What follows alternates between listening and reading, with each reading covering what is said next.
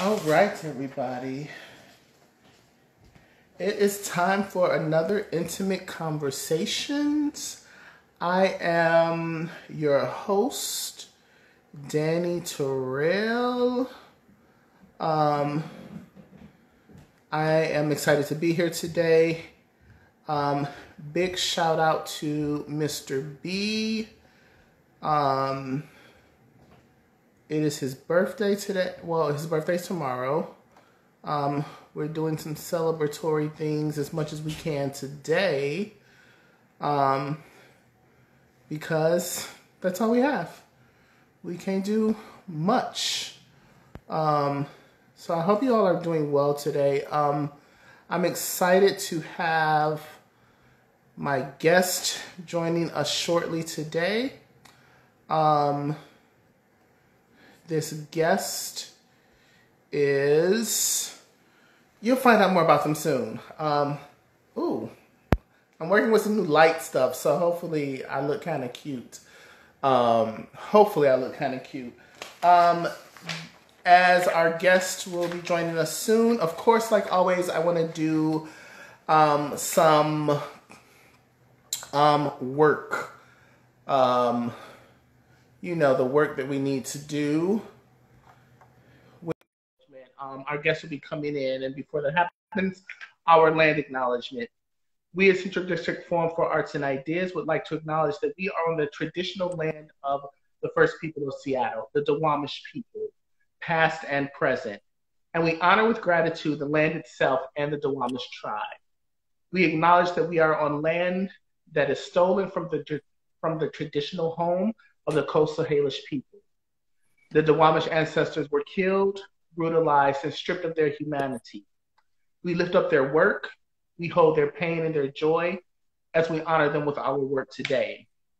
Central District Forum for Arts and Ideas understands that we come from enslaved African people that endured countless acts of torture, both during and after the Middle Passage. And we're still going through that torture today. We bring into this space the thousands of African ancestors that did not make it to see this land.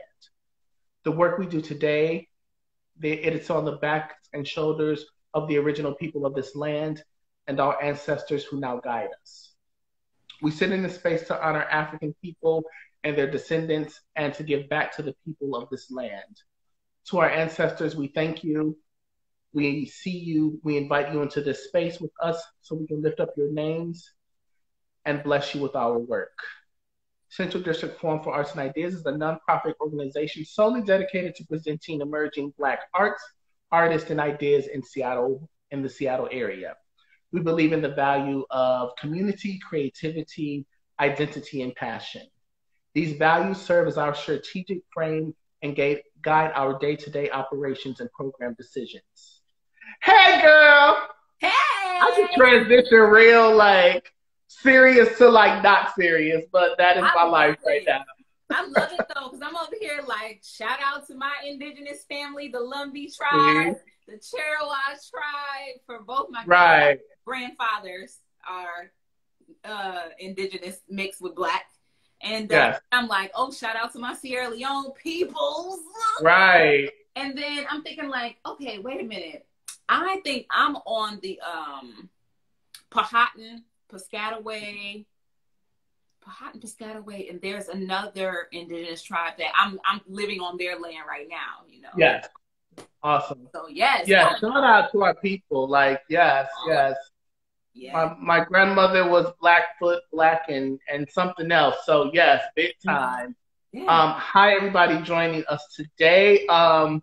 So this is going to be a fun conversation because this person is not only a dope artist, I so happen to marry into her family.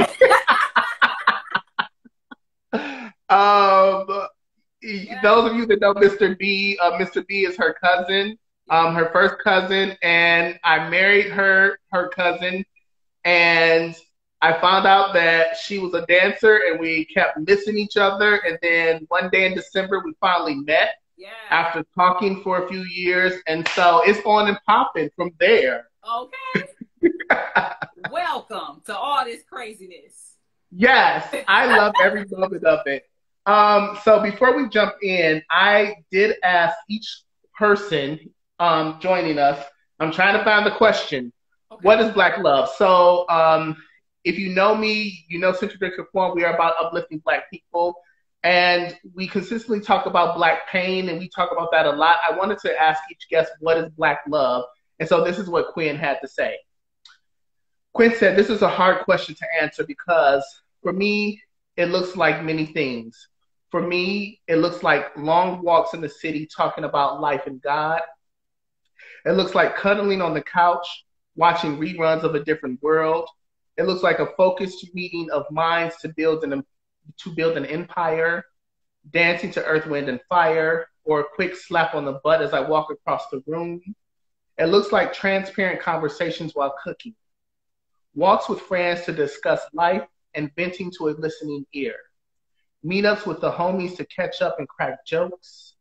This list could go on, but I hope it paints a picture of not only Black love and relationships, but friendships as well. Yes, it does. Good. I love that, and I love it. Such a hard question. It has so many layers. Yes. Yeah. That is why I asked the question, because it will mean something different to so many of us. Mm-hmm. But then we'll all be like, "Yep, exactly what you said. Exactly what you said." Let me tell you, I had to get ready. I was like, "Let me light my candle. Let me just set my scene." Get myself together. What is we talking about?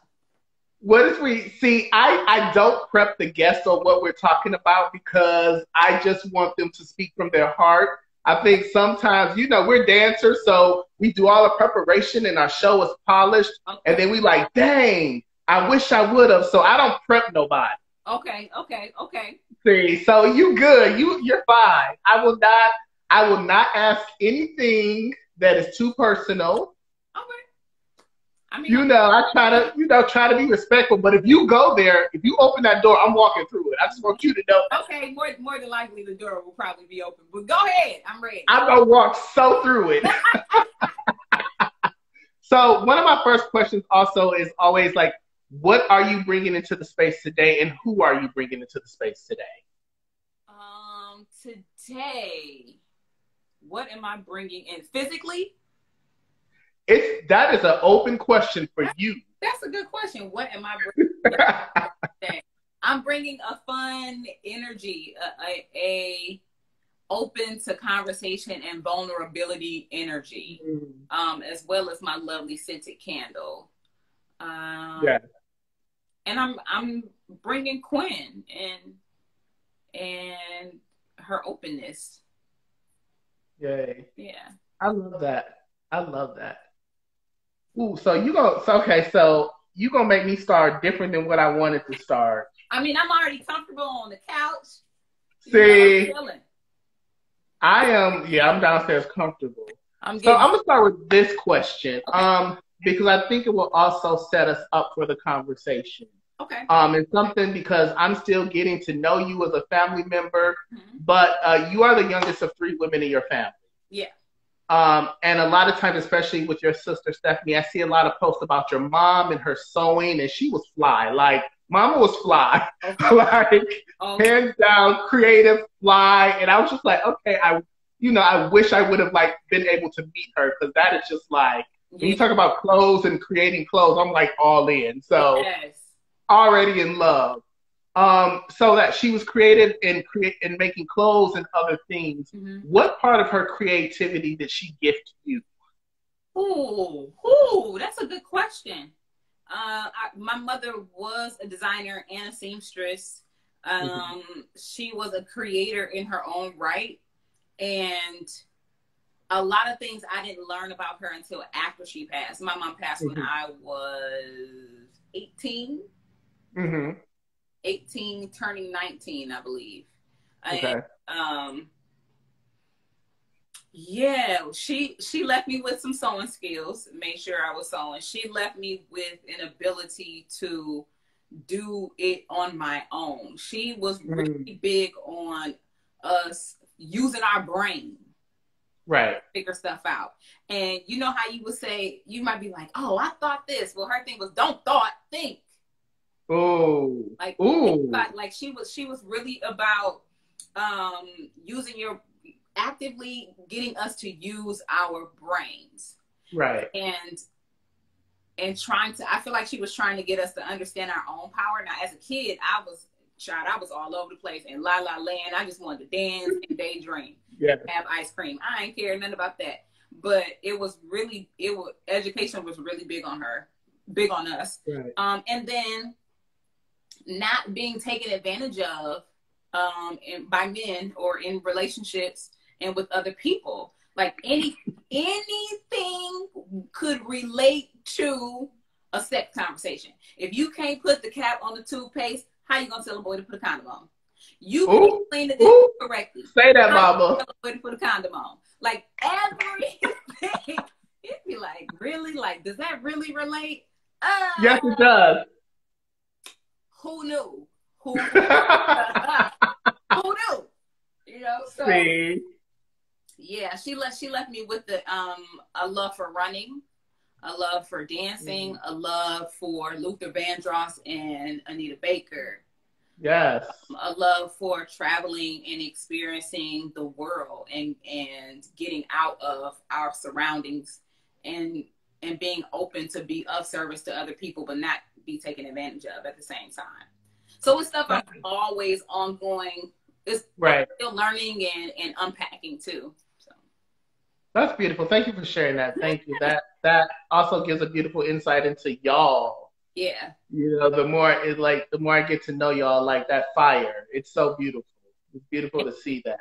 And doing things on our own. There are some things that I really, really get from my mama. Like it was this huge dresser in my bedroom. And I called somebody to take it out, like Salvation Army or something, and it just didn't work out. And I was like, you know what? F it. I'm about to pull this thing down these stairs and out this house by myself. Something that my mother would do. So, right. Okay, I get it honest. What can I say? I love it. I love it. You brought up you as a kid, and the statement on your website said, as a kid, I loved the way dance allowed me to communicate and express myself through movement. I was a little shy as a kid, so what I couldn't say with words, I could say with dance. And I found that very interesting because we haven't really talked about that. Again, as a kid, I was extremely shy. Like, if you got me to like get in front of people and try to talk, I would bust out crying. But the minute you said dance, I was fine. Wow. Yeah, I love dancing, and I was shy because I was teased for my nose, my skin color, my hair, the hair on my arms. So anything outside of family, it was like I have to talk, I have to speak up, I have to. What you want me to do? No, I want to just do these steps and just have fun. But even in the dance class or the room or the studio, I was still being teased by people in that room. Right.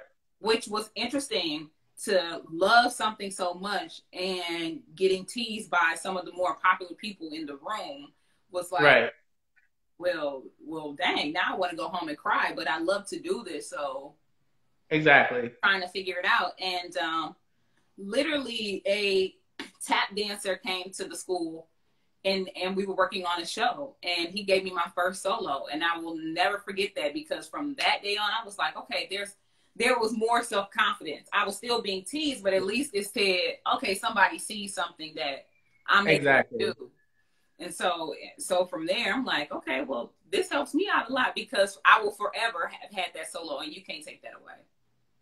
That part, for real. Mm-hmm. What does adult Quinn's dance say now?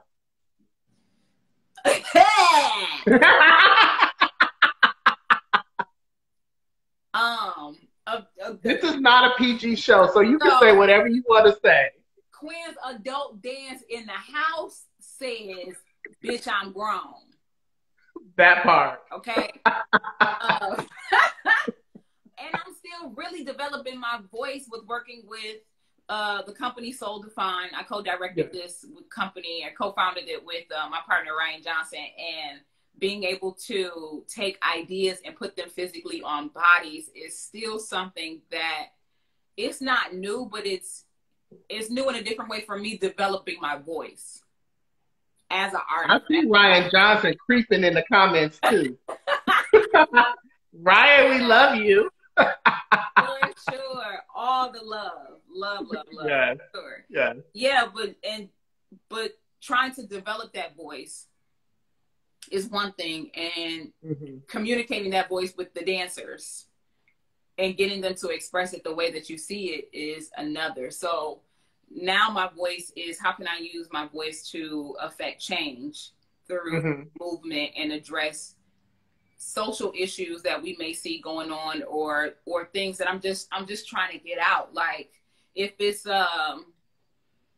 there's this one idea. So I got a commission from the Kennedy Center to work on this show, and I'm starting to build this show from a female's perspective of women that have not been, I would say, what's the word for it? They like unsung, like nobody recognized them as women in the dance, down to this historic tap piece that we do called the Shim Sham Shimmy, crediting it to a man when the women were doing the steps already. He just may have done the arrangement. So trying to create something to honor them and tell their story and how it affects me, right, as a Black woman. Like, how do I tell their story knowing that some of these same things are still going on, and how it affects me, and how do I want to use my voice? So it's ongoing. Some days I'm just in here, just dropping it low in the mirror, just seeing if my booty can bounce. I'm just being honest. I think like the beautiful part about dance is that it just gets you to drop into yourself. Be it you shaking a little ass or you doing a little flap and shuffle. I don't tap. I just know some terms. But I ain't gonna hold y'all up. I don't tap. But let me tell you, I was driving today. My niece was in the car with me, and she asked for the aux, and I'm like, does she mean that she want to play some music? So I figured it out, and since she played something that was really dope, and I'm literally trying to free up, but I'm driving. Right. So it's interesting listening to her choices of music and what she's loving as a younger artist, and connecting to her on that level and seeing, okay, well, how is she going to be using her voice? And exactly. How can I help or be an accomplice to guide? Yeah. I mean, the few moments I spent with her, I can clearly see your influence. I can clearly, it's good. Like and that's the beautiful part about it also. Again, I think as artists, we may not be able to use our voice at times as dance artists, but we are able to use our bodies. And then when we use our voice, we're really thoughtful about that. And so I'm talking to this young, was she 15-year-old? Yeah. Yes. And I'm just like, are you really that clear? Like, in a beautiful way. I'm like, ooh, okay. Was I that clear at 15? Like, I'm saying, like, her and I have 3 other nieces and a nephew, and her specifically, her level of clarity and bump that, I'm about to do this. Fearlessness. Right. It's like, okay, do that shit then. On the inside, exactly. I'm trying to be TC, but I'd be like, do that shit then. I'm back here. Right. If you trip, all right, we're going to pick it up. We're going to keep on rocking and pretend like it never happened. You know what I'm saying? So, but I, at that age, was like, I ain't saying shit. I'm sitting in the back. I'm doing silent. Just quiet. Just nothing. Was completely more reserved. I feel you. Quynn, you are a graduate of Howard University in Washington, D.C. You currently live in Maryland. You are a native of Flint, Michigan. You are an award-winning performer, teaching artist, and author. I will talk about the books in a minute. She toured as a tap soloist in the Tony Award-winning production of After Midnight in CL and performed both nationally and internationally. Highlights include featured as a 2020 recipient of the Kennedy Center Local Dance Commissioning Project, which you talked about briefly. And in 2011, Quynn became a self-published author with her children's book, Lucky Tap Dancing Feet. You work with youth a lot.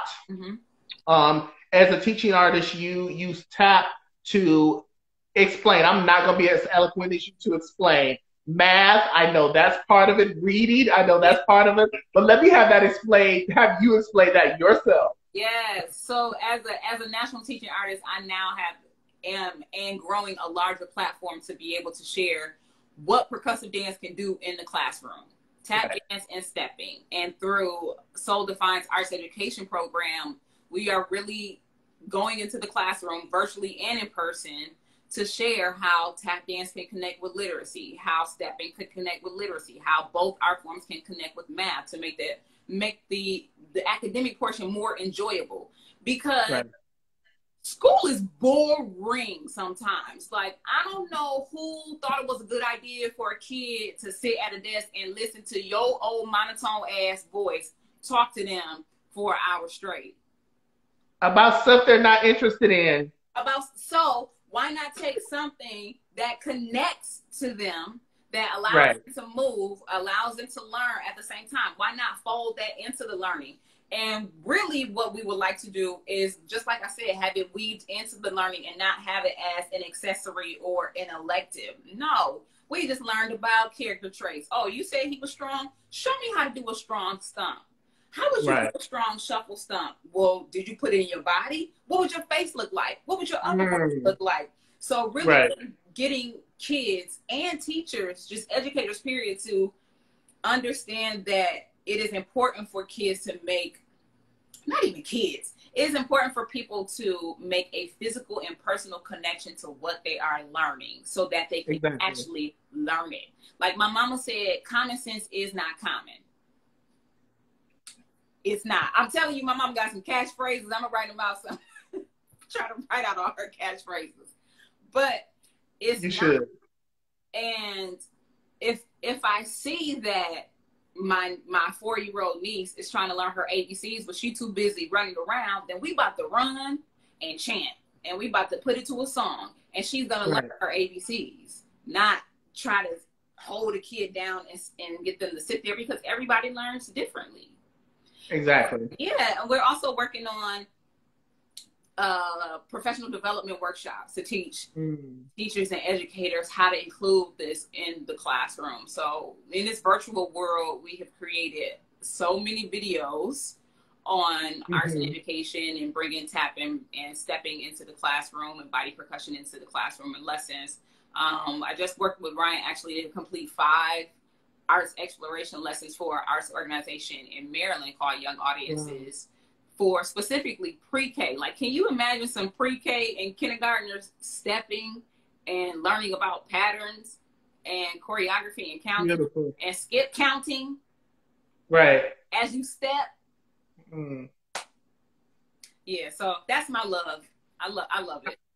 I'm like, you doing the Lord's work, for real. Like, no, for real, you are. It's something about school also. I found myself like in the educational system, the way that we have it, I was a creative person, still am, but I was a creative young person. And my grades were not great, not because I wasn't intelligent. And then the system frames it where you're not intelligent if you're creative. Yes. Yeah. And so they didn't know how to hit that creative button. So they were giving me information that I just wasn't receiving because the way that I needed that information was through a creative outlet and process. And then that just jacks you up, screws you up as a child because you think you're not intelligent. Right. And then they want to put you in the special class. Exactly. And all it is like, oh, well, how did they retain that information?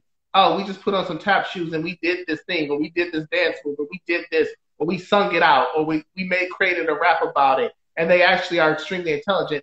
But school needs to be, in my opinion, school needs to be for the children, not for us. Right. You know, right. So, and it's so difficult when we think about what educators have to do to maintain their particular status as educators and the hoops that they jump through and be accountable for, in addition to just teaching a kid. Right. Sometimes I'll go to these schools and a teacher will label a student as the hard kid, the bad kid, the this kid, the that kid, and that kid ends up being the one that takes to the art form the most. Yeah. And I like being able to show that student in another way to the teacher. I was at a school further up in Maryland, and I said, oh, that kid is a leader. And the teacher said, you know what? I never thought about that till you said that. I always thought that kid was bossy. Well, now you can see that this kid likes to be in charge and knows how to delegate and can show you what can go where, versus putting the kid in a box. Like, man, come on. And that child can be mentored differently. Exactly. Using different words. Yeah. Yes, thank you for that. To stick with children for a minute. So you wrote not one, not two, but 3 books. Yes. Lucky's Tap Dancing Feet. What inspired you to write these books? They're children's books and they're also adult books. I say they're adult books because I would read it myself too. So what inspired you, and why use a horse? I love horses. So just all of these things. I'm just like.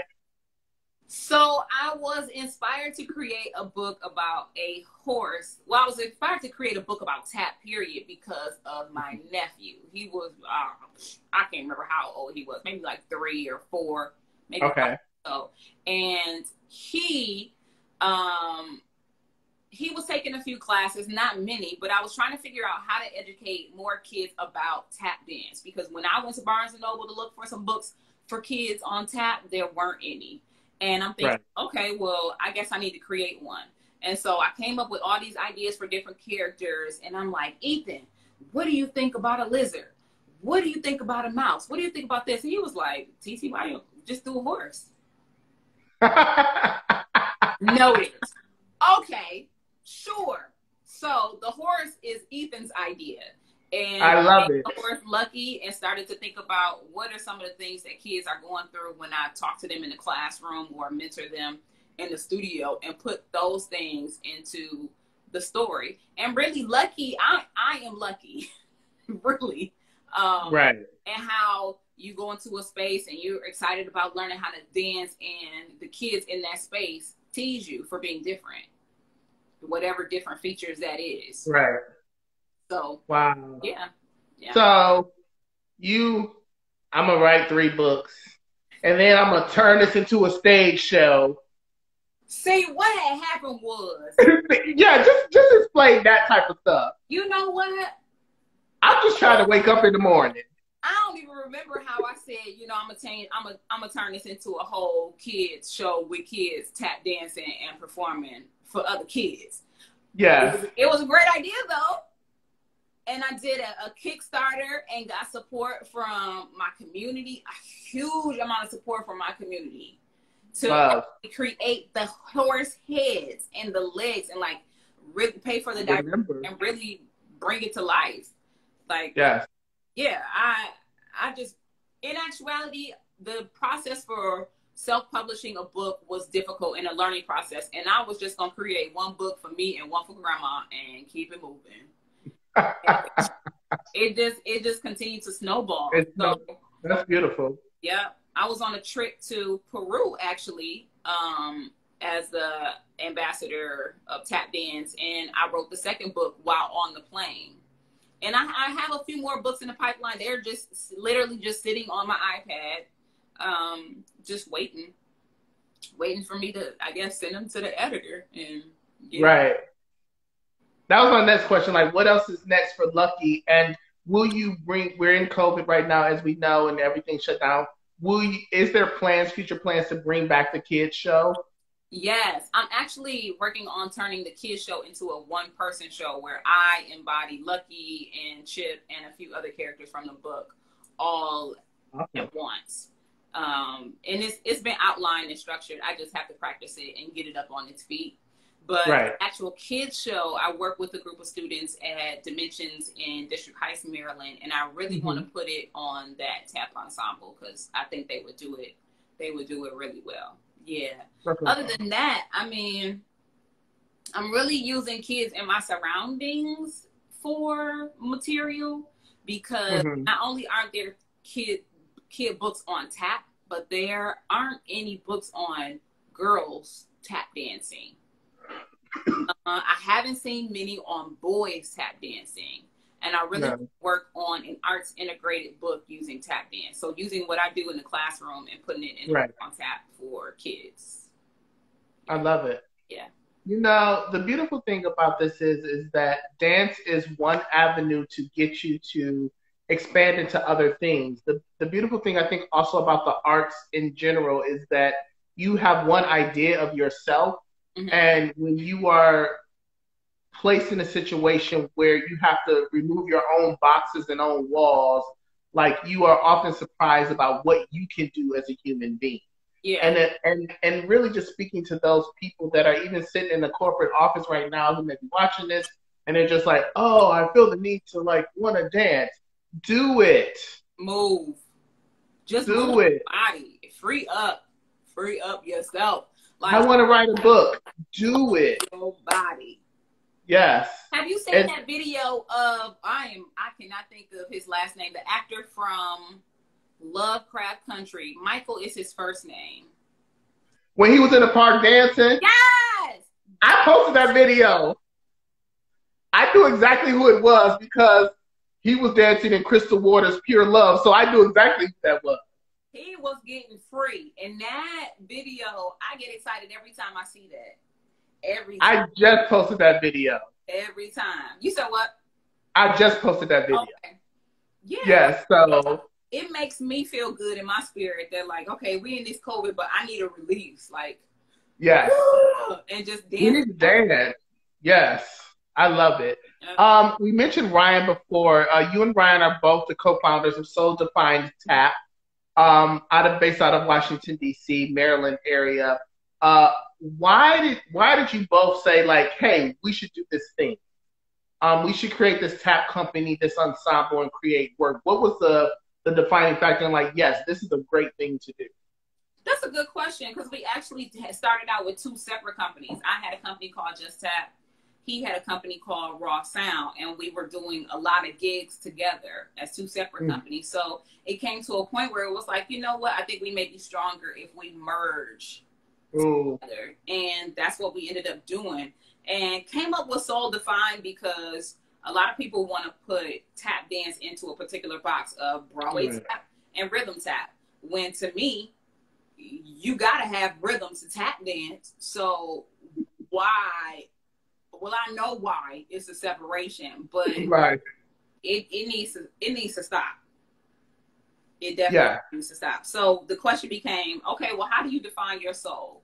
Your eternal soul and your SOLE soul. How do you choose to define your soul? So we not only use tap dance, but other dances of the African diaspora. So whether it be, I started studying West African dance at Howard University. So being able to bring that into the space as well as stand dance, as well as body percussion, and then learning about the origins of tap and what were some of those movement origins and what other dance styles are cousins of tap, like vernacular jazz, which most people know as Lindy Hop, but it's an interesting line. It's not just Lindy Hop, but exactly. Yes, awesome. So getting to fuse those things together with space to say that there's not just one thing that defines the company, the artist, and what we do and what we want to say. You all, outside of creating work, you're teaching artists inside of that. You do a lot of work in the community. You started doing Soul Defined Live, these conversations. Why did you start the conversation, and why are these conversations still important today? We started the conversations because I couldn't physically go down to the White House to protest. So Ryan was heading down to the White House to protest, and I could not move physically because I had messed up my shoulder trying to be everything in quarantine, I guess. Right. So I physically could not move, because if I go down there and somebody bumps me, then it's a man down situation. So I was trying to figure out how I could still be a part of the movement, how I could still use my voice, and started to think about why is the dance community so silent, and what's happening? How are dancers in the dance community complicit in the appropriation of art forms? You want us to teach tap in your studio as an elective, but you don't really care if the kids know how to tap. You want to teach and bring in hip hop into your studio, but you don't really care nothing about what the culture of hip hop represents and how you don't really care about it. You just want them to go up there and win some trophies for your studio so you can get more people. Right. And then and the thing about that is that you want to learn these forms in a way that is centered around your European aesthetic.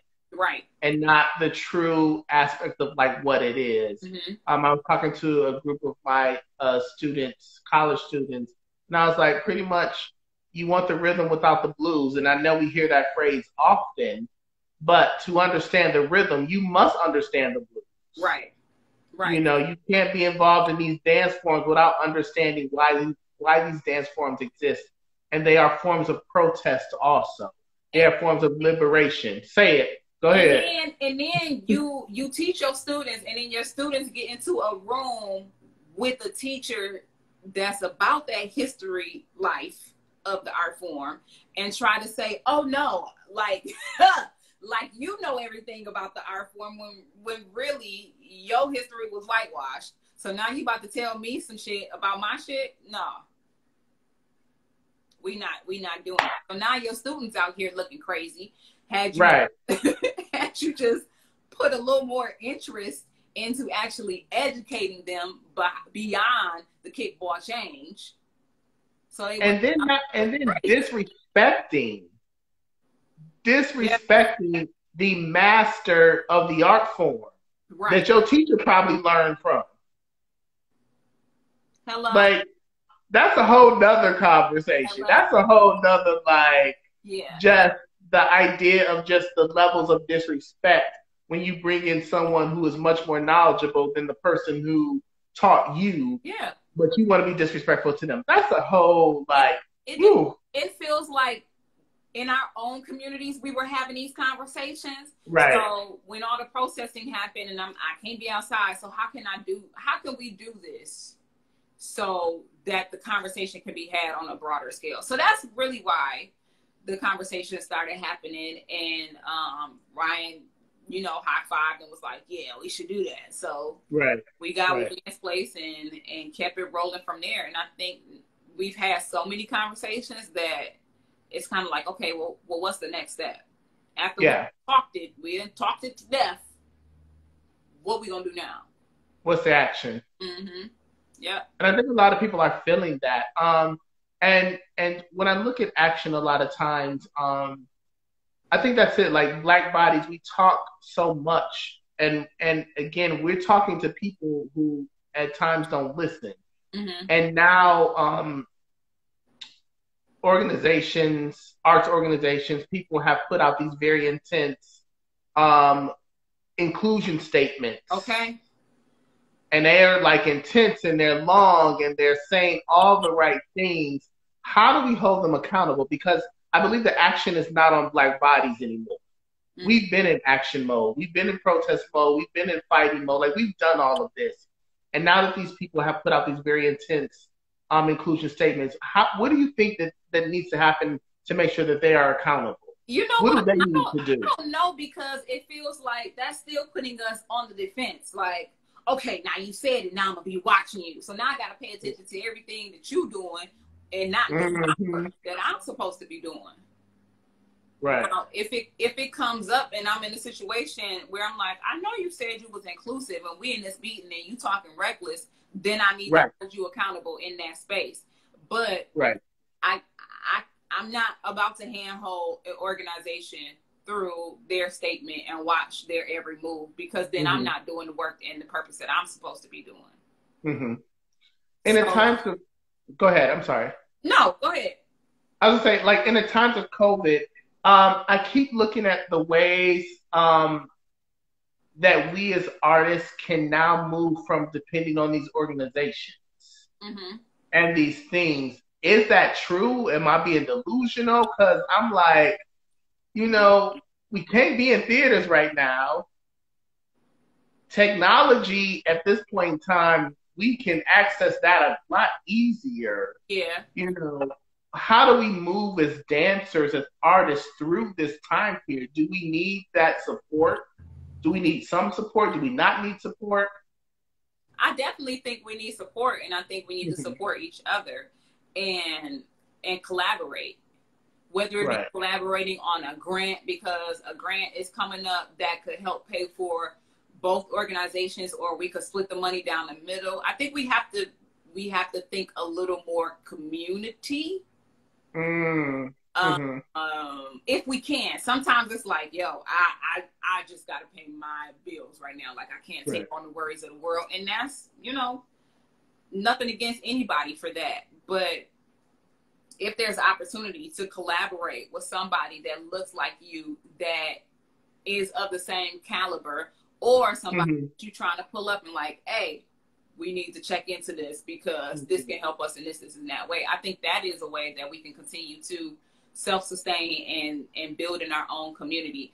You know, I was listening to Killer Mike. His I can't remember this documentary he has on Netflix, but he's trying to do everything in the black community, right? And he mentions how long the Black dollar stays in the community, and it is a matter of hours. Yeah, I remember that episode. And it's like, oh my gosh.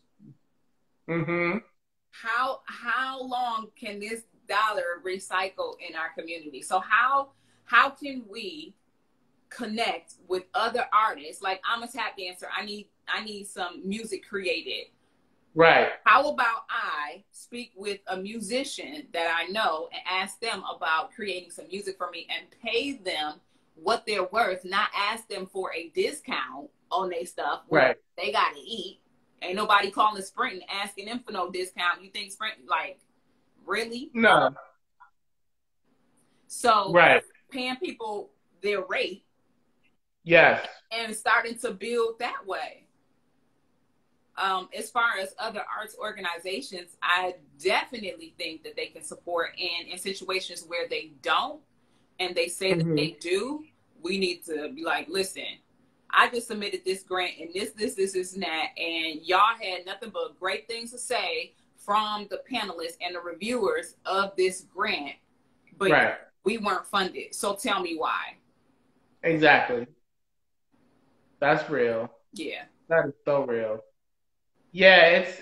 I think it's the audio. Is that what it is? Trigger warning. Yeah, trigger warning with Killer Mike. Yeah. Yes. I was like, I know the name of it. I had to look it up. But trigger warning. Yeah, it's. I remember that episode and him talking about like where the Black dollar goes, and even like looking at my purchases, I'm just like, oh, who is in the community doing this thing?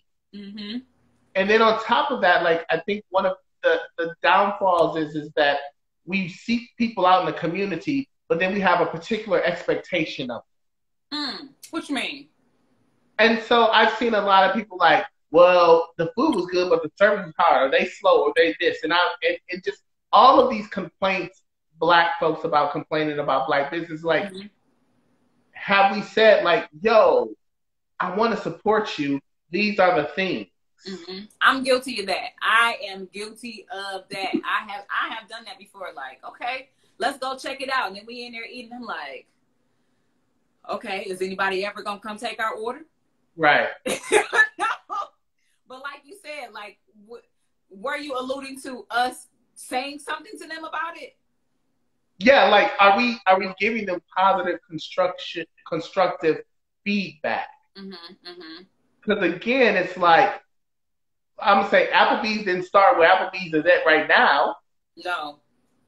But we will go there in a heartbeat, even when the service is horrible. Yeah, you're right. Mm-hmm. Mm-hmm. And so do we sit back and say, like, yo, I want to support you. This is my experience.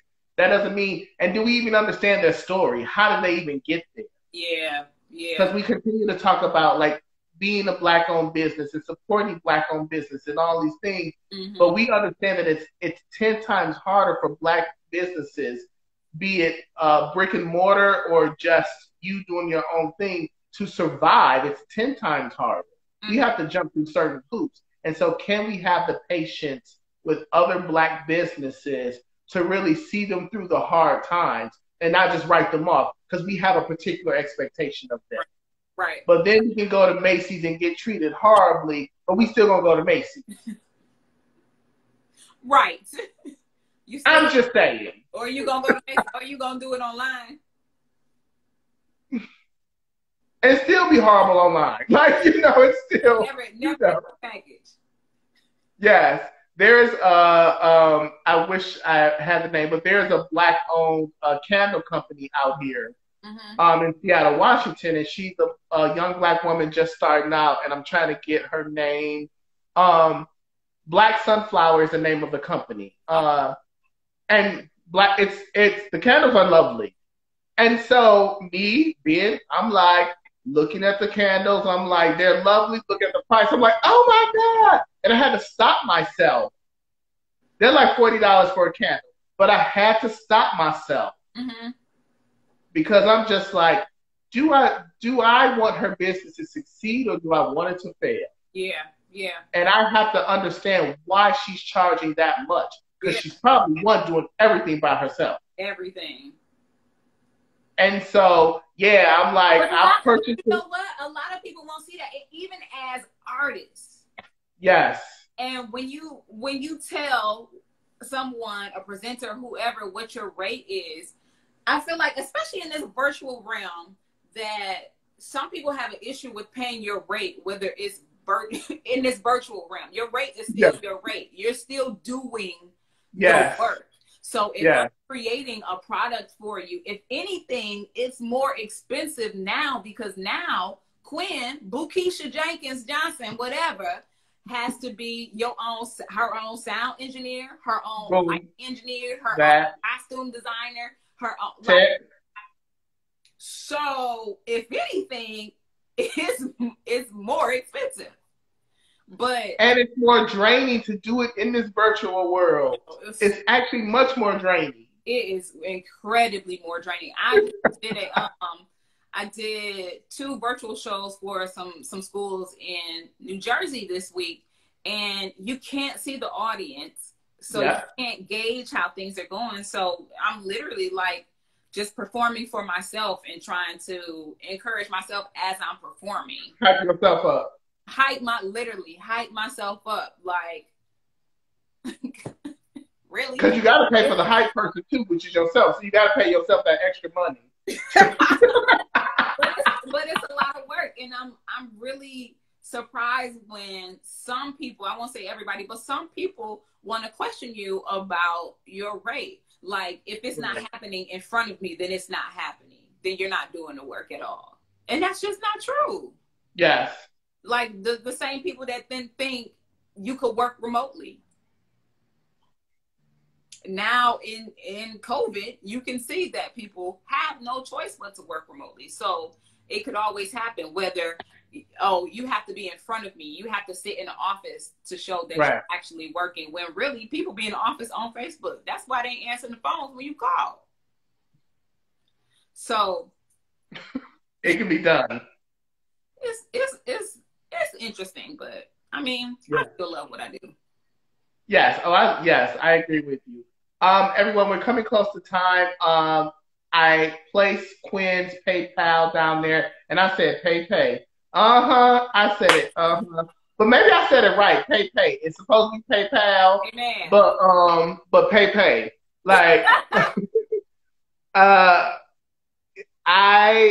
love having these conversations with folks.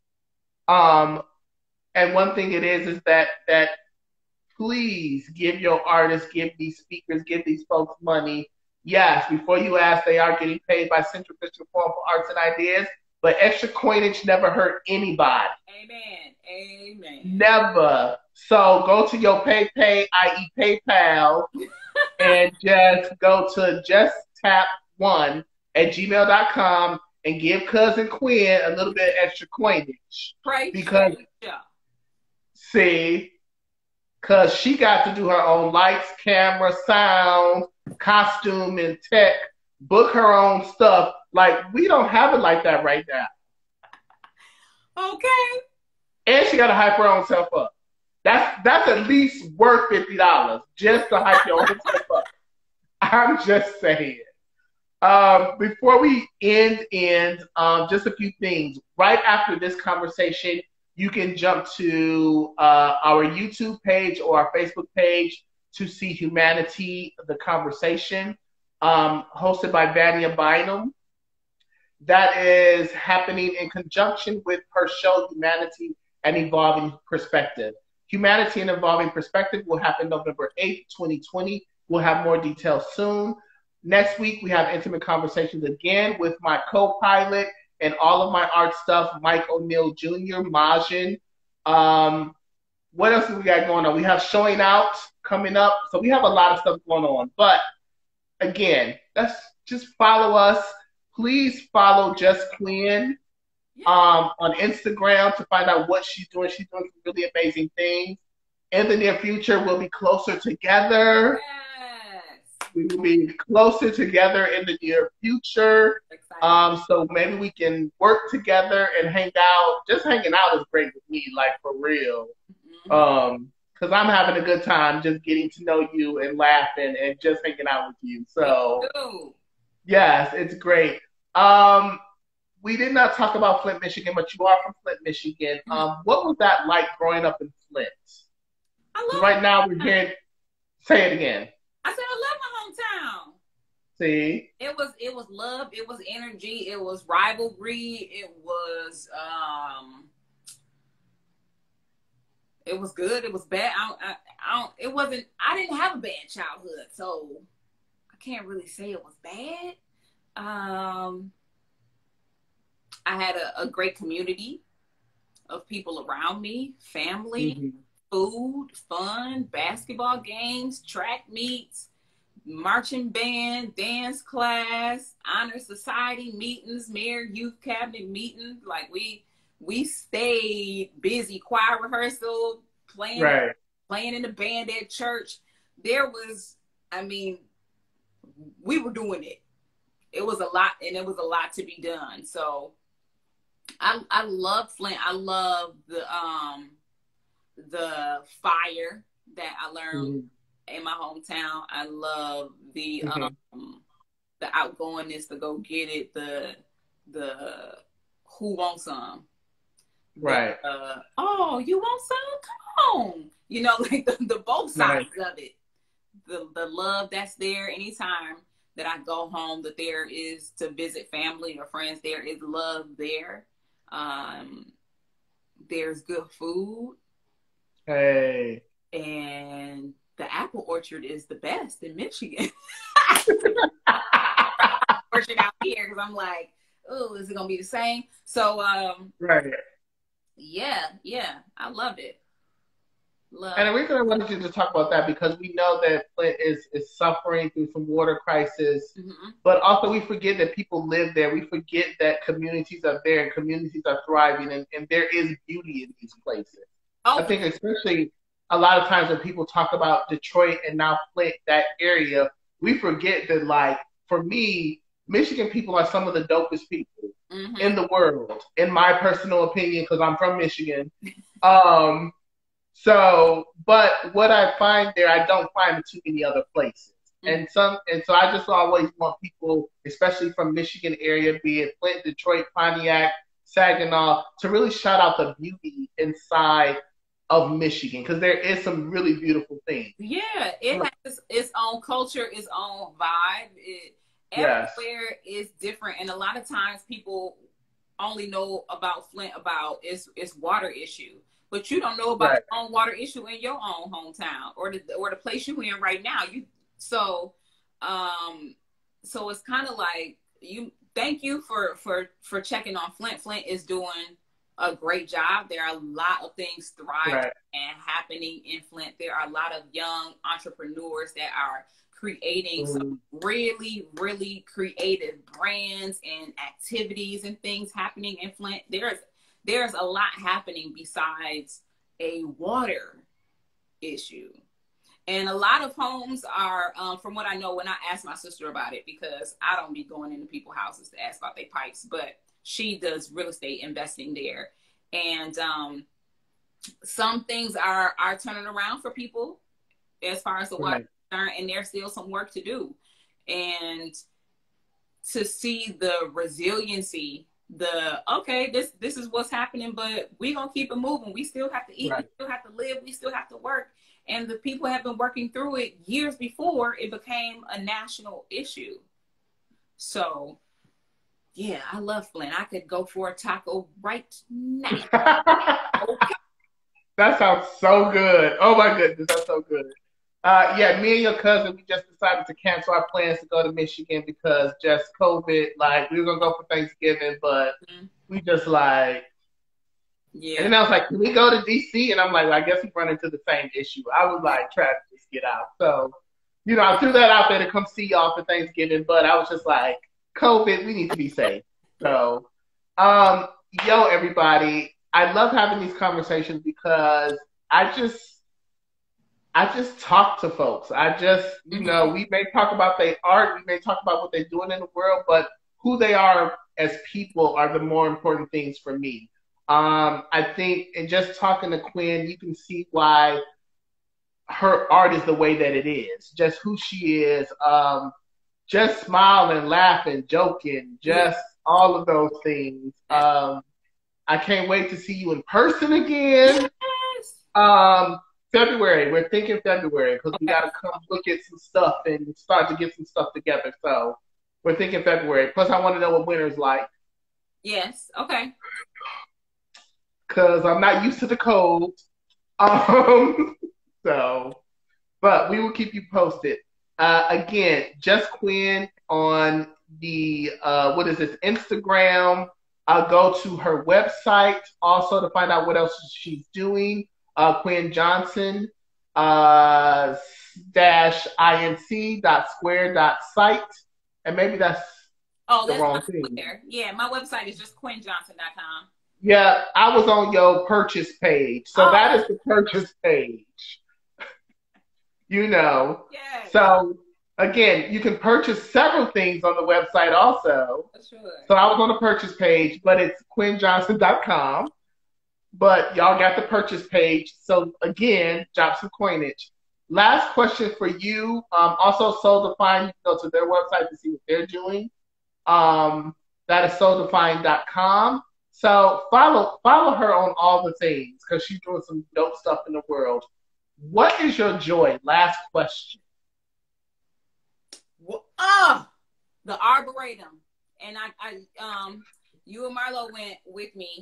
The Arboretum is my joy. I find God there. I find peace there. I find exercise there too. But this space, if anybody's ever been to DC, it's called the National Arboretum, and it is an outdoor trail of sorts, an outdoor national reserve of beautiful flowers and plants and just openness. And I like to go there at least twice a week, if not 3 times. Yeah. To breathe and be. And a lot of times I will run to the top and then call on every ancestor's name I can remember on my way down. And it just kind of, it helps to center me and get refocused and get some energy out so that I can be productive and be Quynn for the rest of the day, especially if I'm being stretched and overexerting myself virtually and in person. Then I need to be at the Arboretum to just settle. And sometimes I'll go there with friends or solo. It does not matter. If you want to go, come on. If you don't, I'm going anyway. Right. The Arboretum definitely brings me joy, and being around family. Like you're talking about Thanksgiving, and I'm going to be with my family in Thanksgiving, and it's just like thinking about it. I'm like, oh my gosh, my nephew, my nieces, my sisters, my grandma, my auntie, my cousins. My cousins are like my brothers. Like, right. my brother-in-law it is gonna be off the chain. We about to act a whole ass fool.